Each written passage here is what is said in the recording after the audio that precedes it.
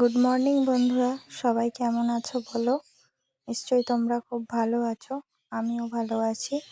আর গরম কেমন পড়েছে বলো? আজ আমি অফিস যাচ্ছি। অফিস যাওয়ার সময় একটু ভিডিও করছি। এটা কক্সবাজার গুরুদুয়ার, তোমরা অনেকেই চেনো, আবার অনেকেই এখানে থাকো না, চেনো না। তো অটোতে, ট্রেনে, বাসে এইভাবে আমার জার্নি করতে হয়। মেট্রোতে যাচ্ছি, মেট্রো করে যাব কালীঘাট। কালীঘাটের ওখান থেকে আমার অফিস। তো ট্রেনে ফেরার পথে এটা আমার, ওখানে এক্সাম ছিল, এক্সাম দিয়ে ফিরছিলাম। বাড়ি ফেরার টাইমে ভিডিও করলাম। ওখানে খুব এনজয়ও করলাম, এক্সাম দিলাম, নতুন নতুন সবার সাথে দেখা হলো।